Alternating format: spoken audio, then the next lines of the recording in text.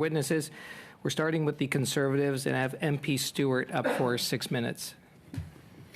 Thank you, Mr. Chair, and I'd like to thank all of our guests for being here today. Special note to Ms. Lunny from New Brunswick, my home province. Nice to have you here today as well. My questions this morning will be for Mr. McBeth. Mr. McBeth, do you think that Canada's housing market is currently in a healthy state? Why or why not? Good morning. Well, obviously it's not healthy when people can't afford to buy a house except with the help of parents and grandparents and co-signing of mortgages. And we can just look at the burden of debt that Canadians are taking on, especially at the household level. It's probably in the top 3 in the world in terms of a percentage of GDP. So that debt is going to buy house prices that are in a bubble, and it's going to be a very dangerous situation for Canadians if those house prices come down. The banks also will obviously be involved, and the government eventually will get involved as well. Thank you, Mr. McBeth. It's a pleasure to have your insight into this matter. I mean, I've seen it in my constituency, and we've all heard the horror stories of the 30-year-old Canadians living in their parents' basements who can't afford a home because the typical home cost is now up to $868,000, just as an example. But back to this market itself, can you tell the committee what stage of Hyman Minsky's 5 stages of the bubble, what stage are we in now in Canada?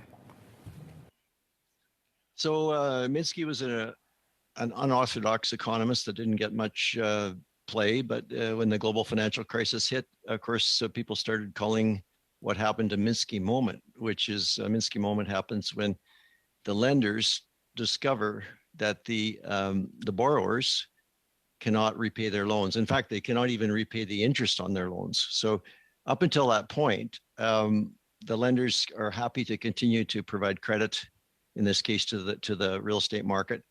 But at some point, they discover that many of their borrowers are about to default, and that brings on the crisis, which, the stage that you're referring to is actually called the Ponzi finance stage, and that refers to when the lenders have to lend money, not just more money for purchases, but they have to lend new money just so that the borrowers can make their payments on their existing loans. Thank you, Mr. McBeth. Can you explain what you expect will happen to the Canadian housing market and how this will impact our general economy? Well, my thesis, and as I mentioned, obviously, I was early in bringing this to people's attention with the first edition of my book. My thesis is that the housing market has to correct back to the trend line. The research done by Jeremy Grantham shows that all bubbles burst and all bubbles correct back to the trend line or lower. So the trend line in Canadian housing would be a pretty severe correction in the 50% range. Now, when I say that, people gasp, obviously, but the correction in the US in 2008, 2009 was 38%, and their bubble was much smaller than the Canadian bubble. It took 4 years. The peak was in 2006 in prices in the US, and the prices bottomed in 2010. And by the way, they now have recovered back to the original 2006 prices in the US, but that took obviously 12 years. Is that right? 12 years? Yes, 12 years to accomplish. So that would be the model. That would be the template.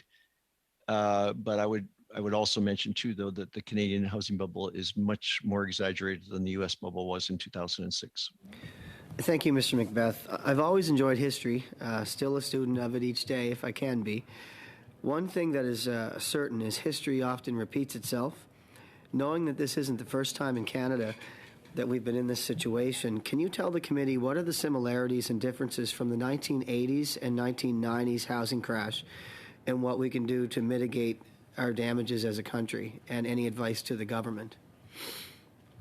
So the most comparable period, we talk about it. We're here for inflation, and the most comparable period for inflation would be in the late 70s, and which happens to be when I started working. In my first job, I didn't have my license to sell stocks as a stockbroker, so all I could do was Canada Savings Bonds. And in 1978, they were at 9.5%, and in 3 years later, they topped out at around 19.5%. Volcker got appointed in August '79 when inflation was 11%, and he eventually raised rates to 20%. Now, I'm not saying that those actual numbers are going to be reached, but obviously with inflation in Canada at 5 to 6% and inflation in the US approaching 8%, and as I mentioned in my presentation, the rise in mortgage interest rates is going to push the inflation rate higher. We are in a comparable situation when it comes to that inflation interest rates. However, the difference today is that there is a tremendously large amount of debt that's been taken on to buy housing, and that was not the case in 1980. With interest rates at 11%, eventually going up to 20%, the amount of money that the average person could borrow was tiny compared to the amount that people can borrow today.